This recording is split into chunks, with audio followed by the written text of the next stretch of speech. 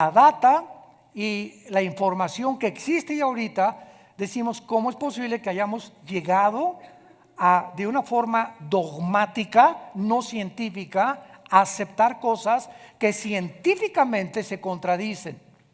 Porque la teoría de la evolución contradice, la física la contradice, la biología la contradice y la genética fue el jaque mate a la teoría de la evolución. Abran sus Biblias en el libro del Génesis capítulo 1 y vamos a analizar en esta sexta conferencia. Les recomiendo comprar las anteriores, de veras, se los digo con todo mi corazón, no se pierdan esta serie.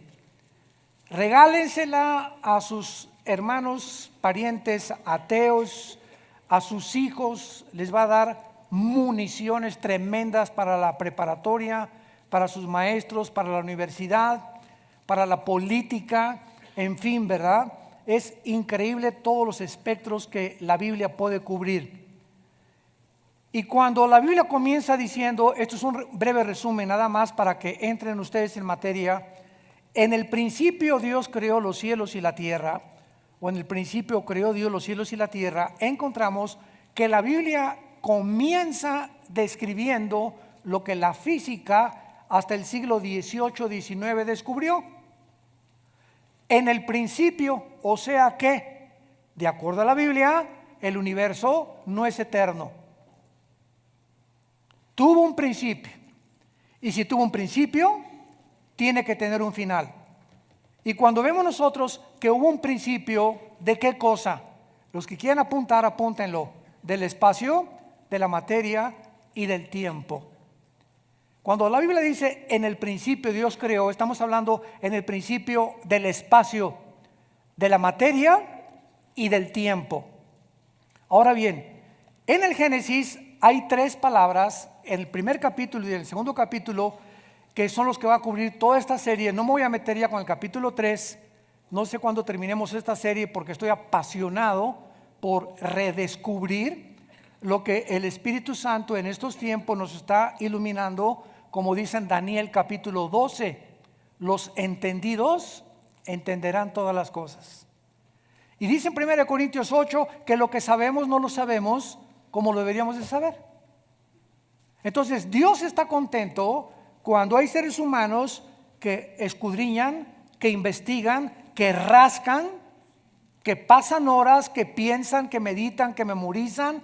Dios está contento porque es la orden de Dios dada por Jesús en Mateo, en Juan 5:39.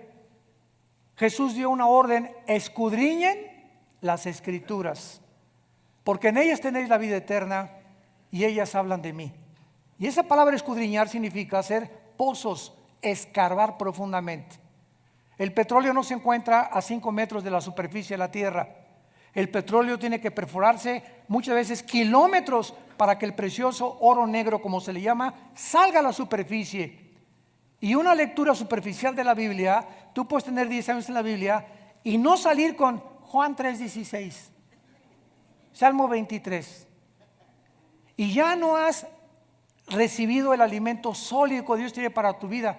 Y miren, es como cuando entras a una mina y los diamantes no están en la mina así, no están brillando, las perlas, los zafiros, el carbunclo, etcétera, etcétera, sino que están escondidos y el diamante se encuentra primero cubierto por como un carbón negro, y a través de escarbar, a través de penetrar, de estudiar, de limar, etcétera, etcétera, sacas lo precioso de esa piedra preciosa que se convierte en un diamante. Así a Dios le ha agradado ponernos como un velo, como una cortina de humo, para que no tan fácilmente podamos penetrar en su mente. Dios nos da a nosotros la labor de escudriñar. Dios nos da a nosotros la responsabilidad de tomarlo en serio, y todo estudiante de la Biblia tiene que tener forzosamente 2 libros más, un diccionario bíblico y una concordancia. Si quieres estudiar la Biblia como un estudiante serio, necesitas tu diccionario y esta palabra ¿qué significa? Ahí te ayuda, y la concordancia para que encuentres las palabras, que esa palabra se encuentra en otros lados para que no traces herejías, y por eso se formaron las sectas, como mormones, testigos de Jehová, luz del mundo, todas las sectas que hay de la ciencia cristiana. ¿Por qué? Porque sacan un solo versículo sin tomar en cuenta los demás, construyen una doctrina y completamente se alejan o se convierten en una herejía porque inflan cosas que no deben estar infladas en relación con las demás partes de la palabra de Dios. Muy bien. ¿Sabían ustedes que cuando Dios dijo sea la luz, no estaba el sol y la luna?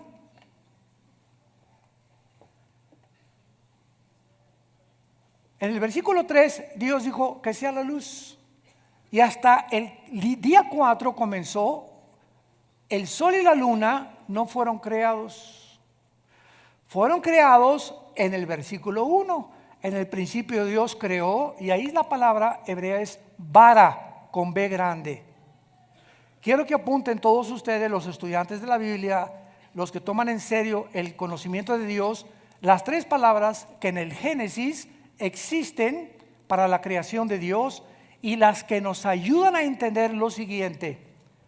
Cuando en el versículo 2 dice la Biblia que la tierra estaba desordenada, vacía, en estado caótico, tinieblas cubrían el abismo y el Espíritu de Dios se movió sobre las aguas, la pregunta es la siguiente: entre el versículo 1 y el versículo 2, ¿qué le pasó al mundo?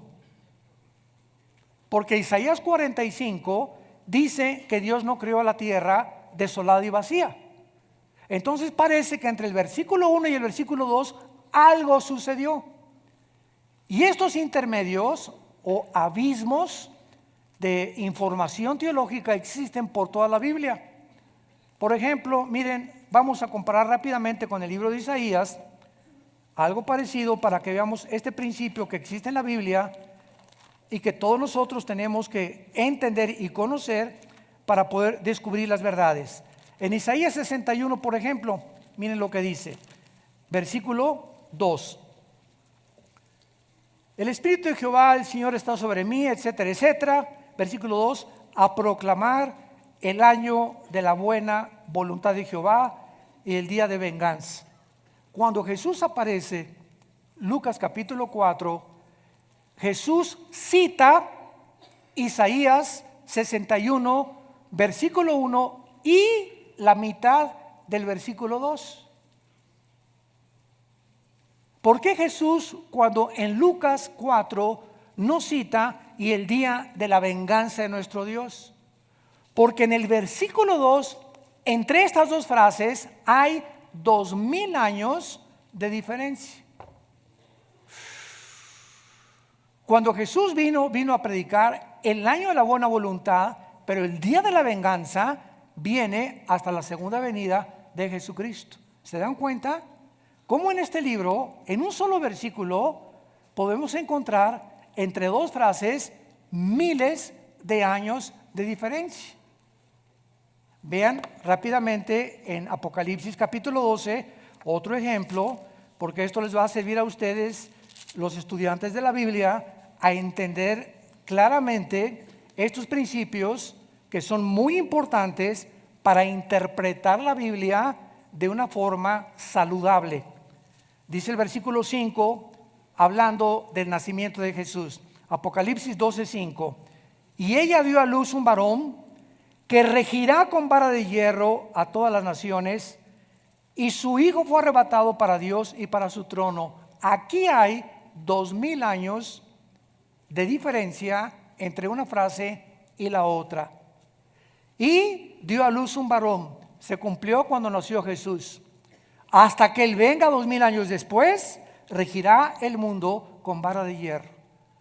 ¿Se dan cuenta cómo nosotros, cuando comenzamos a estudiar la Biblia y comenzamos ya a entender todos los misterios que encierra, las aparentes contradicciones que parecen muchos que la Biblia tiene, no son contradicciones, sino simplemente son el problema de la finitud y la alimentación del intelecto humano? Nuestra mente es limitada. Cuando el pecado entró a la raza humana, el ADN se deterioró y se comprimió el 90% de la información que el ser humano tenía, de Dios y del universo y de todo. Y desde Adán hasta nuestros días hemos nacido con, decían que Einstein tenía 6 u 8% de su coeficiente intelectual desarrollado. ¿Cuánto tienes tú? ¿El 2%? ¿El 4%? ¿El 5%?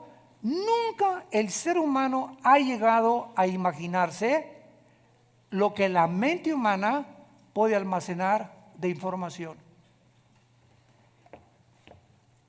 Hay niños de 6, 7 años de edad que hablan 3 idiomas. A un niño antes de los 6, 7 años de edad le puedes enseñar 3 idiomas, hasta más. Ahora, ya que eres cristiano, si yo te invito a que pase aquí adelante, hermano Pancho, ¿podría usted recitarme de memoria el Salmo 23? Jesús es mi pastor, nadie me faltará. Sígale, nomás me aprendí eso. Ni siquiera el Salmo 23 has memorizado. Menos el 90. Menos un capítulo entero. Mientras nosotros no entendamos la orden de Dios, de día y de noche, Josué, olvídate de las ballestas y las arcos y las lanzas para derribar Jericó. Te voy a dar el secreto de la prosperidad. Te voy a dar el secreto, Josué, para que te vaya bien todos los días de tu vida, para que seas prosperado en todo lo que tú emprendas. ¿Cuál es ese secreto, Señor del universo? De día y de noche. De día te levantas y antes de acostarte, y de noche te levantas, abre mi Biblia, trata de leerla, memorízala, porque si no memorizamos no podemos meditar en ella.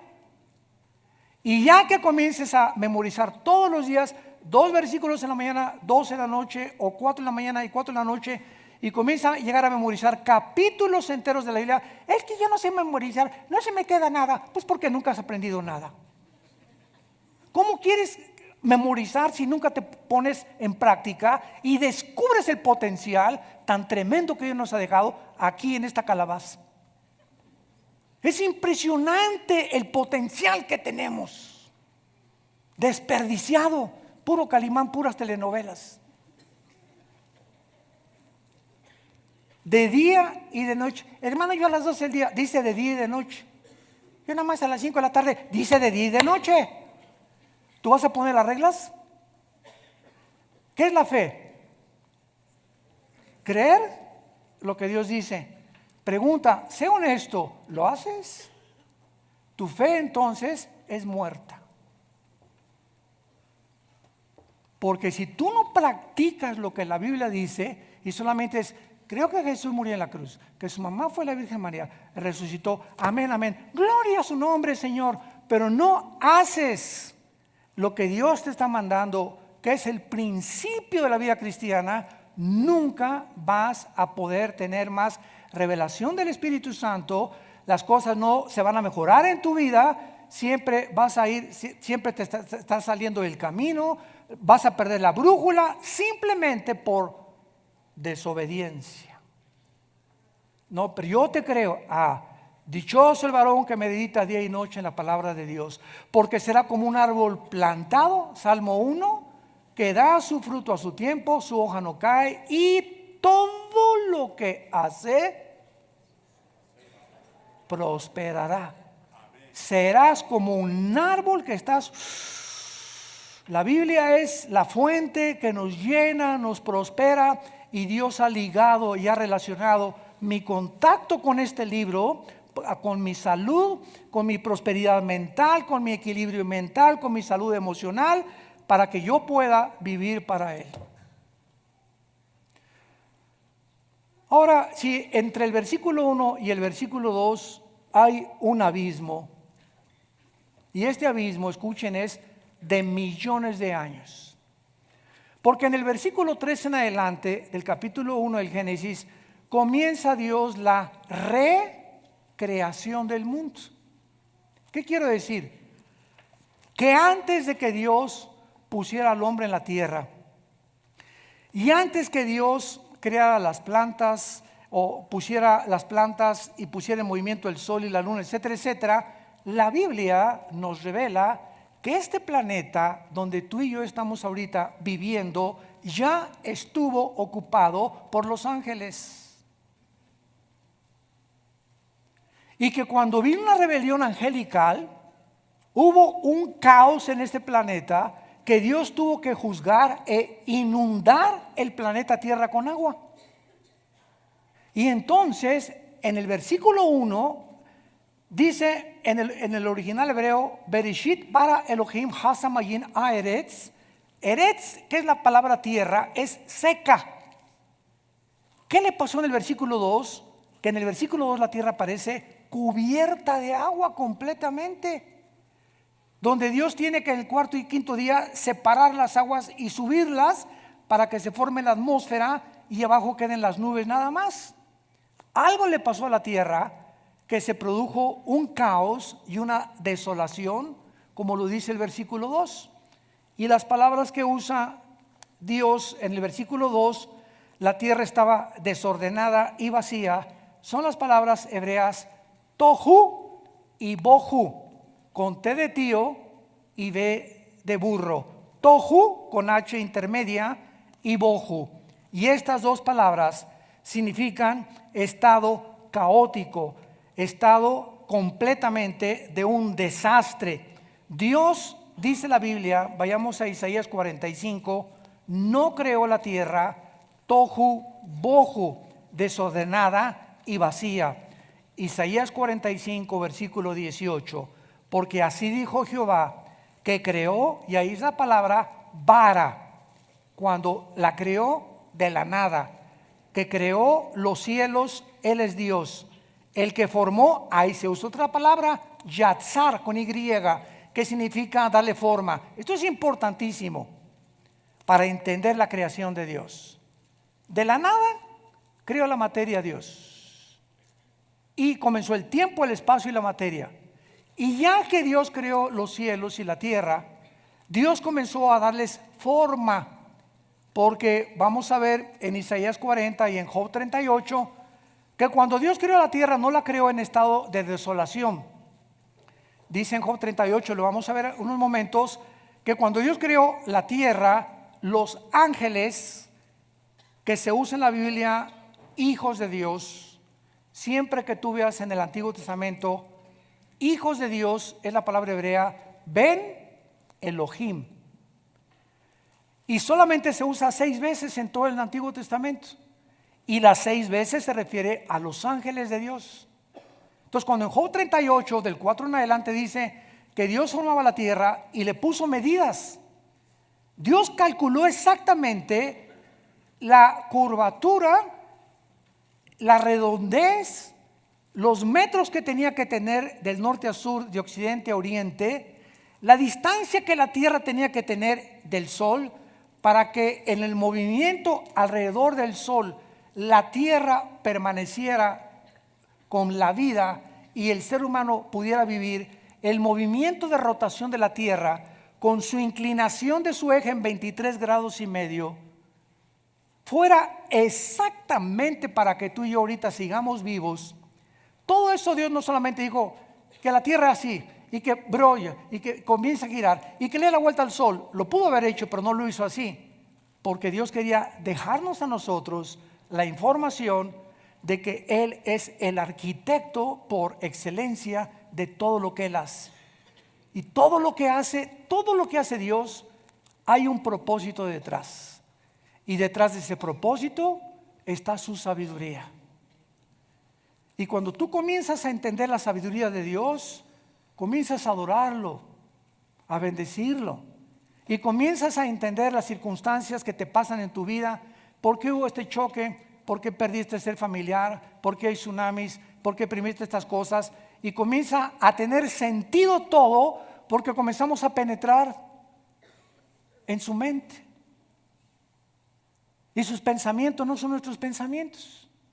Ese es el problema de los ateos. ¿Cuál es el problema de los ateos? ¿Que quieren fabricar un Dios con la mente de chinche que tienen? ¿Por qué permitido es el diablo? Y si Dios es todopoderoso, a ver, bájate de arriba, bájate por favor, chiquito, y aquí siéntemese usted. Tú eres Dios, ¿verdad? Tú eres el Dios de la Biblia, ¿verdad? Quiero decirte algo, si yo fueras tú, hubiera hecho un libro mejor que este. Y no tendría las contradicciones que yo he encontrado en este libro. Cerebros de renacuajo. Qué soberbia tratar de decir, es que yo hubiera fabricado otro Dios, porque el Dios que yo pienso que debería de ser, no debería actuar como tú actúas. Yo no hubiera creado ni tsunamis, ni lluvia, ni muertes, ni incendios. ¿Por qué? Porque yo soy mejor que tú. Fíjense nada más la lógica de un ateo. Y ahí es donde quedan ellos mismos desbaratados y comienzan filosóficamente a darse cuenta que es insostenible el ateísmo. El ateísmo es una filosofía y una ideología insostenible mediante la lógica elemental. Y el centro del ateísmo es siempre la amargura. Imagínense, amargados contra alguien que no existe. Jesús, María y José y el burrito que los acompaña. Así acabó Jean-Paul Sartre, el filósofo del existencialismo en 1963 en Francia. El padre del existencialismo muere y le dice a su hija: hija, quiero decirte algo antes de morir. Yo soy el filósofo por excelencia de la década de los 60, el padre de los hippies, el padre, ahora sí que al no encontrar a los jóvenes en esa época una razón y un propósito, y toda la juventud en los 60, 70, ¿verdad? Con el pelo largo, peace and love, nada más. Y comenzaron con su peace and love a meterse 5 muchachas con 2 muchachos y 3 muchachas con 10 muchachos. Y fue la época más grande del siglo XX de madres solteras. El peace and love y la mota que se metieron. ¿Y todo por qué? Porque prevalecía en Europa la filosofía del ateísmo. Decía Jean-Paul Sartre, la vida no tiene ningún propósito más que el propósito que tú le quieras dar y la interpretación que tú le quieras dar a la vida. No hay un Dios que te diga qué es la vida, ni a dónde vamos, ni a dónde. Tú descubre dentro de ti mismo el propósito. Y esa filosofía de Sartre se llamó el humanismo. No el humanitarismo, que es otra cosa. Una persona humanitaria es una persona compasiva por los demás. El humanismo es la filosofía que te enseña que el ser humano es la corona de la creación y que el ser humano es capaz de saber de dónde venimos, quiénes somos, a dónde nos dirigimos, y le vamos a poder dar interpretación al universo y podemos nosotros construir y mejorar el mundo en que vivimos. Eso es el humanismo. Y en el siglo XXI nos damos cuenta que todas las ideologías, llámale comunismo, nazismo, fascismo, democracia, la que tú me menciones, han fracasado en la práctica y en la experiencia, porque el ser humano no es Dios. Y estamos al borde de una tercera guerra mundial. Dice en este pasaje de Isaías que estábamos viendo ahorita, 45, porque así dijo Dios: Él no creó los cielos y la tierra, la formó y la hizo y la compuso, no la creó en vano. Isaías 45, 18. No la creó en vano. Tohu es la palabra de Génesis 1, 2. Así no la creó Dios. Para que fuese habitada la creó. Yo soy Jehová y no hay otro. Vemos que en la misma Biblia siempre hay que encontrar en la Biblia las respuestas y no en la supuesta capacidad que tenemos nosotros para interpretarla. Porque dice 2 Pedro capítulo 1, 19 adelante, que la Biblia no es de interpretación privada. Tienes que buscar en la misma Biblia las respuestas para que no te salgas del camino y te vuelvas un hereje. Esta es la razón de las sectas que existen en el mundo, que son herejías, porque han interpretado de una forma humana la Biblia sin haberla comparada precepto sobre precepto, línea sobre línea.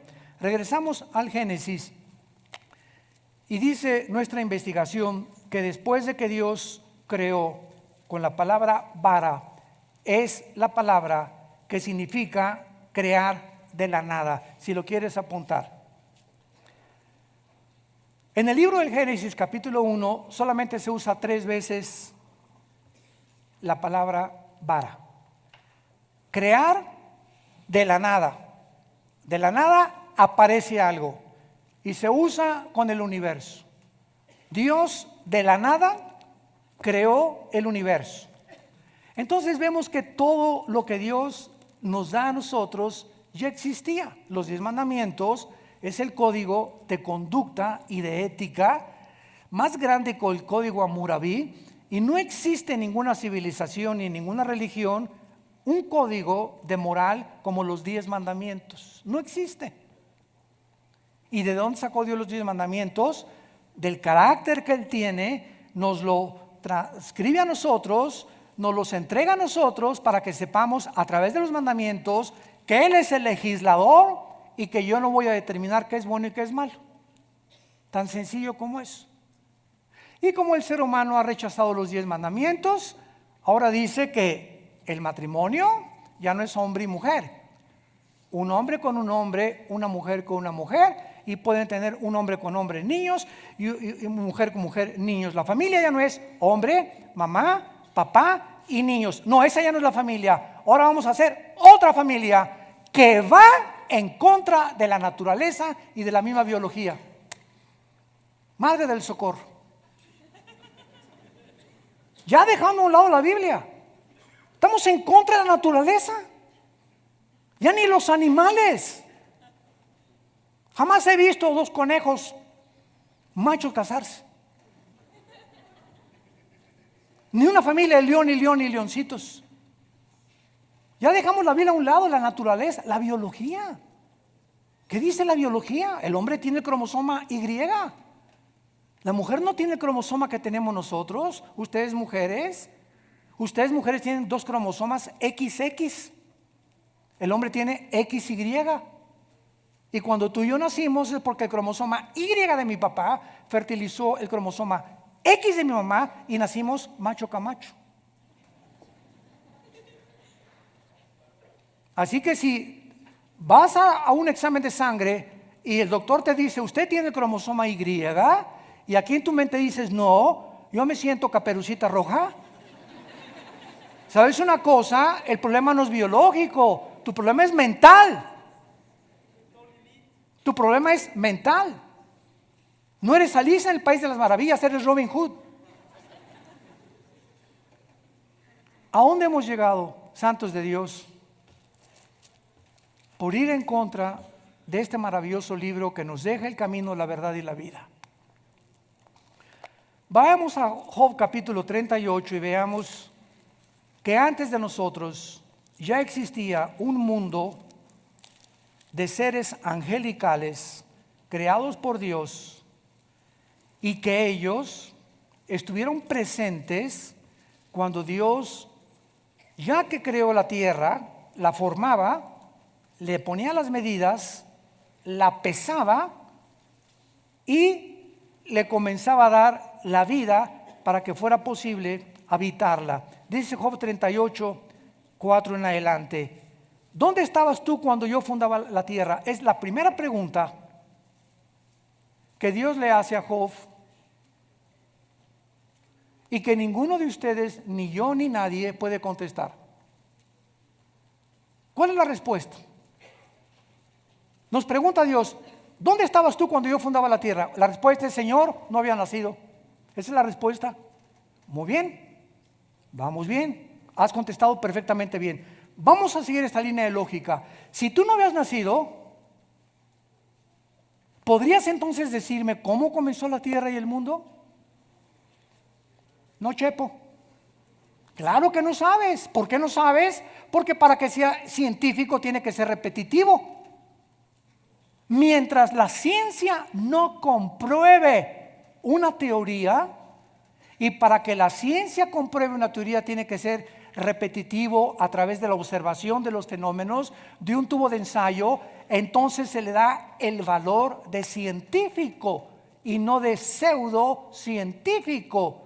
Entonces, si ninguno de nosotros habíamos nacido cuando comenzó todo, es imposible por los métodos que nosotros llamamos científicos que podamos llegar a concluir cómo comenzó el universo y de dónde venimos nosotros.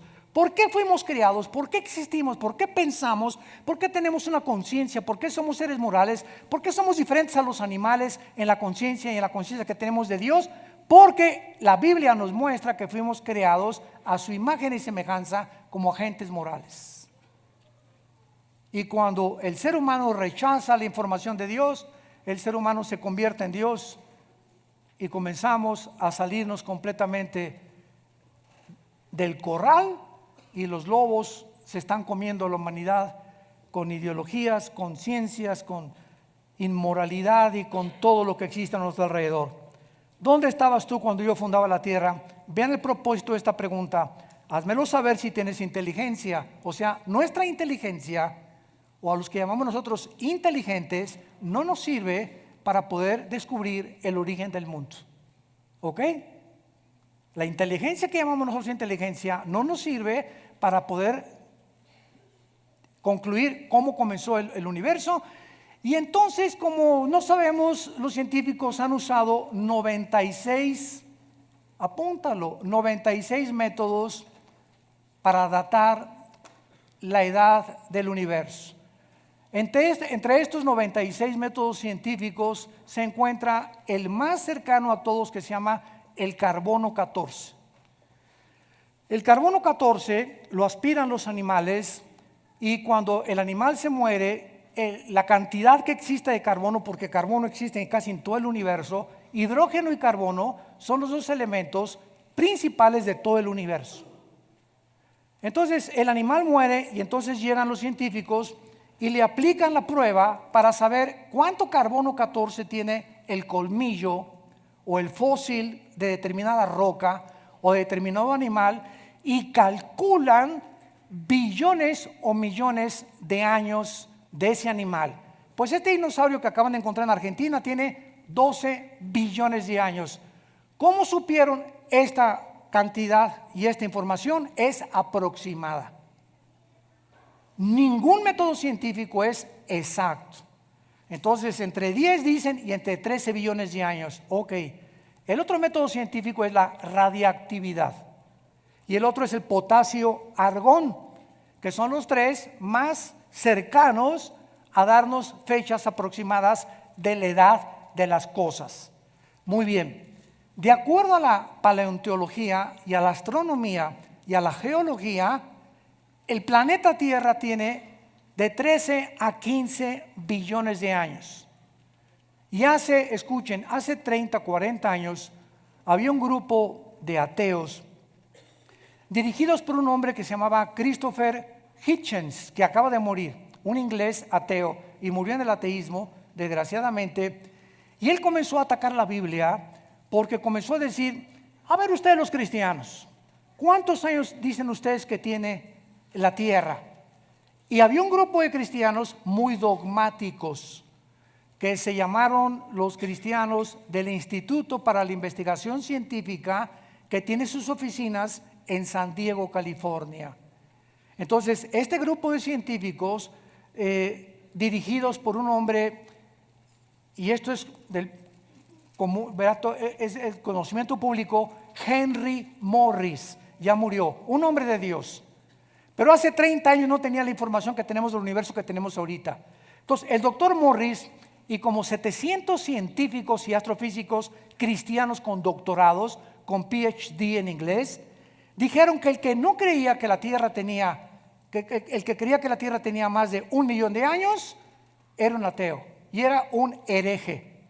Porque si nosotros concluimos, no, si la Tierra tiene millones de años, estamos favoreciendo la teoría de la evolución.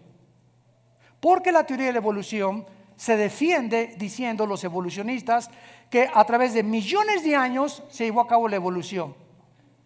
Pero que si no son millones de años y la Tierra tiene muy poquito tiempo, es imposible la evolución.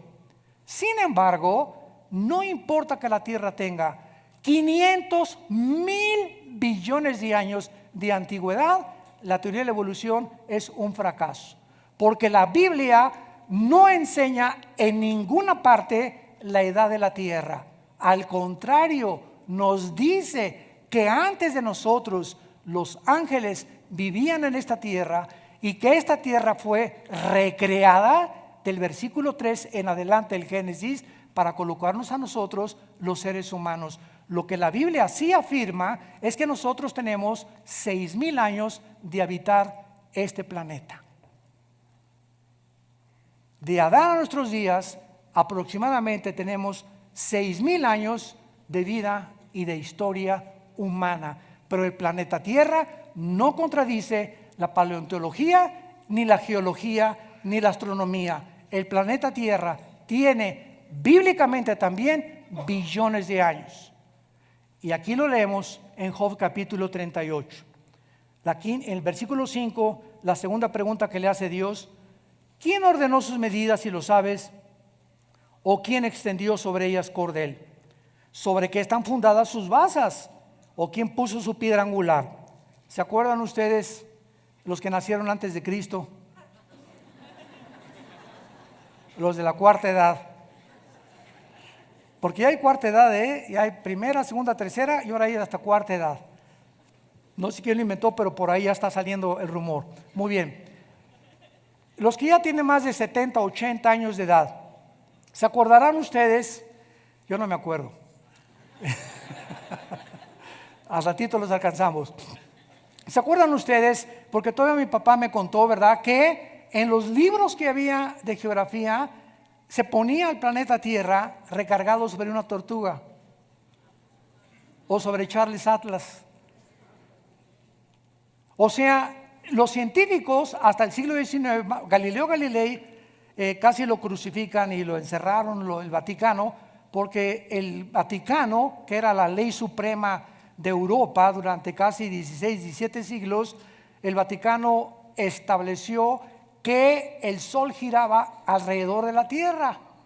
Y cuando Galileo Galilei, 1620, 1630, descubre que es la Tierra la que gira alrededor del Sol, chocó contra la ortodoxia y el dogmatismo del Vaticano y lo condenaron.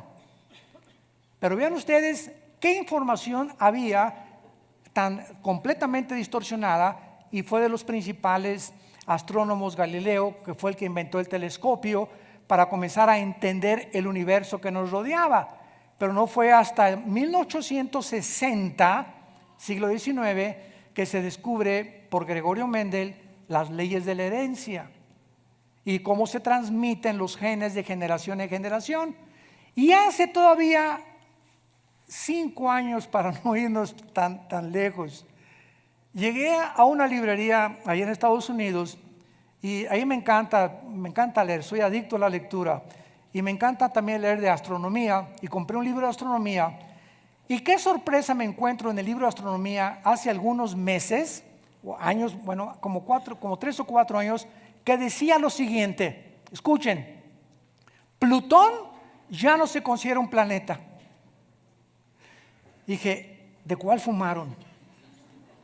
¿Esto es ciencia ficción o es un libro serio de astronomía? No, hasta en el National Geographic salió que Plutón ya no era un planeta.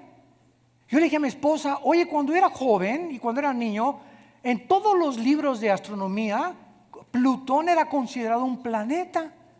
Y de la noche a la mañana lo borran, y ahora los astrónomos concluyen de que siempre Plutón no es un planeta porque no reúne las características que se descubrieron en el siglo XXI que deben tener los planetas.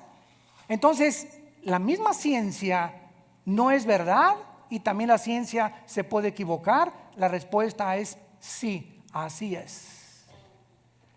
Ahora, hace 3 meses volvieron otra vez los astrónomos a decir que estaban reconsiderando volver a meter a Plutón con los planetas.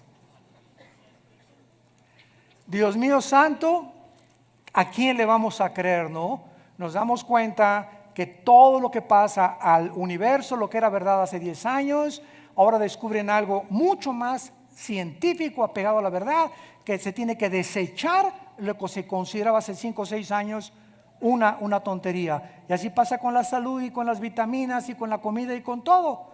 Mi papá comía una taza de café con 3 bolillos remojados así se los metía a mi papacito, con 3 cajetillas de cigarros.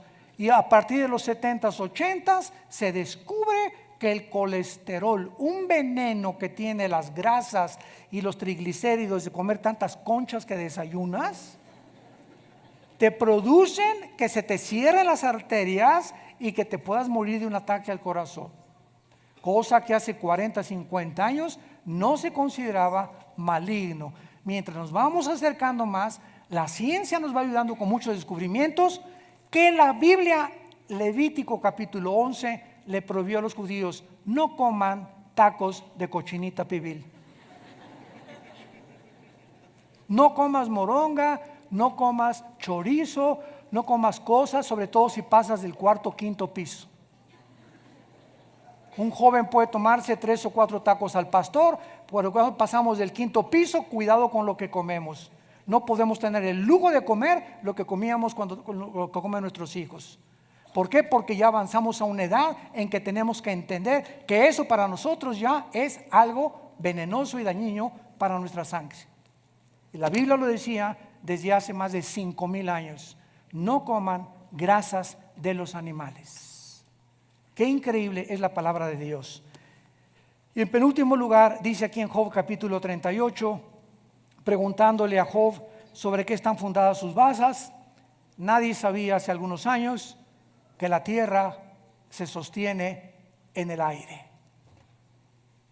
Ahí está la luna. ¿Quién la sostiene? Ahí está parada enfrente de nosotros. ¿La vieron anoche? Estaba increíble, luna llena, preciosa. Y te quedas mirando, le dices: pero ¿cómo puede esa masa de materia estar flotando en el espacio, contradiciendo las leyes de la física, las mismas leyes de la gravitación? Que un cuerpo menos pesado que el aire es atraído hacia el centro de la tierra. ¿Quién sostiene ahí la luna, la tierra, y al mismo tiempo la tierra girando? Todas estas cosas le pregunta Dios a Job, y Job fue escrito hace 5,500 años. Job tiene la antigüedad del libro del Génesis. ¿Sobre qué está fundada? A ver, hasta el siglo XIX, XX se descubrió que no era una tortuga la que sostenía la tierra, ni era Charles Atlas, sino una fuerza que mantiene la gravitación y las fuerzas de inercia para que el universo pueda y las galaxias irse extendiendo una de las otras para que no choquen unas con otras y pueda sobrevivir el planeta Tierra. Y finalmente le dice Dios a Job, versículo 7, Job 38: cuando alababan todas las estrellas del alba y se regocijaban todos los hijos de Dios. O sea que cuando la tierra fue formada, calculada, sus dimensiones, su peso y todo lo que Dios hizo con este planeta, los ángeles existían antes que nosotros. ¿Y cómo sabemos que los ángeles vivían en este planeta? Vayamos para terminar en Ezequiel capítulo 28. Todo tenemos que recorrer a la Biblia y demostrarlo con la Biblia. ¿De qué? ¿Qué cosa? Cuando Adán y Eva son puestos en el huerto del Edén, ¿quién estaba ahí?